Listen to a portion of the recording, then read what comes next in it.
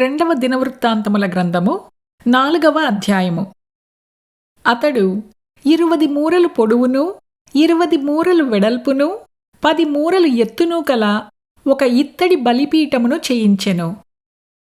పోతపోసిన సముద్రపు తొట్టి ఒకటి చేయించెను. అది ఈ అంచుకు ఆ అంచుకు 10 మూరల ఎడము కలది. దాని ఎత్తు 5 మూరలు, దాని కైవారము 30 మూరలు. దాని క్రింది తట్టున ఎద్దులు రూపింపబడి ఉండెను. అవి ఒక్కొక్క మూరకు 10 ఉండెను. అవి ఆ సముద్రపు తొట్టిని ఆవరించెను. ఎద్దులు 2 వరుసలు తీరియుండెను. అవి తొట్టితో కూడానే పోతపోయబడెను. అది 12 ఎద్దుల మీద నిలువబడెను. 3 ఎద్దులు ఉత్తరపు తట్టు, 3 పడమటి తట్టు, 3 దక్షిణపు తట్టు, 3 తూర్పు తట్టు చూచుచుండెను. సముద్రపు తొట్టి వాటిపై ఉంచబడెను. వాటి వెనుకటి పార్శ్వములన్నీయు లోపలికి తిరిగి ఉండెను. అది బెత్తెడు దళము కలది. దాని అంచు గిన్నె అంచు వంటిదై తామర పుష్పములు తేల్చబడి ఉండెను. అది 30 పుట్ల నీళ్లు పట్టును. మరియు దహన బలులుగా అర్పించు వాటిని కడుగుటకై కుడితట్టుకు 5ను ఎడమతట్టుకు 5ను 10 స్నానపు గంగాళములను చేయించెను. సముద్రము వంటి తొట్టియందు యాజకులు మాత్రము స్నానము చేయుదురు.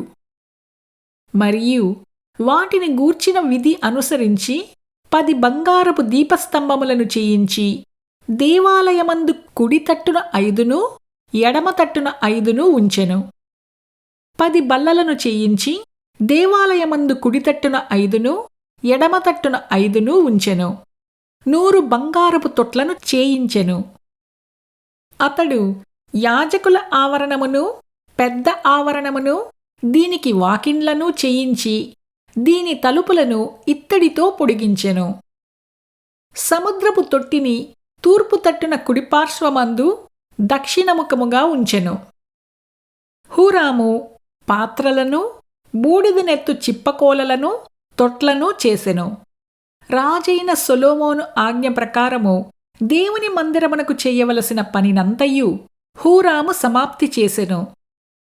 దాని వివరమేమనగా 2 స్తంభములు, వాటి పల్లెములు, వాటి పైభాగమునకు చేసిన పీటలు, వీటి పల్లెములు, ఆ స్తంభముల శీర్షముల 2 పల్లెములను కప్పుటకైన 2 అల్లికలు, ఆ స్తంభముల శీర్షముల 2 పల్లెములను కప్పునట్టి అల్లిక, అల్లికకు 2 వరుసలుగా చేయబడిన 400 దానిమ్మ పండ్లు, మట్లు, మట్ల మీద నుండి తొట్లు, సముద్రపు తొట్టి, దాని క్రింద నుండి 12 ఎద్దులు, పాత్రలు, బూడిదనెత్తు చిప్పకోలలు, ముండ్ల కుంకులు మొదలైన ఉపకరణములు. వీటిని హూరాము రాజైన సొలొమోను ఆజ్ఞ ప్రకారము యెహోవా మందిరము కొరకు మంచి వన్నెగల ఇత్తడితో చేసెను. యోర్దాను మైదానమందు సుక్కోతునకును జెరేదాతాకును మధ్యను జిగటమంటి భూమియందు రాజు వాటిని పోతపోయించెను.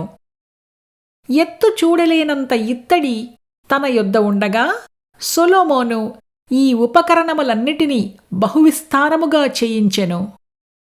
దేవుని మందిరమునకు కావలసిన ఉపకరణములన్నిటినీ, బంగారు పీఠమును, సన్నిధి రొట్టెలు ఉంచు బల్లలను, వాటిని గూర్చిన విధి ప్రకారము గర్భాలయము ఎదుట వెలుగుచుండుటకై ప్రశస్తమైన బంగారపు దీపస్తంభములను, పుష్పములను, ప్రమిదెలను, కత్తెరలను, కారులను, తొట్లను, గిన్నెలను, ధూప కలశములను సొలొమోను మేలిమి బంగారముతో చేయించెను.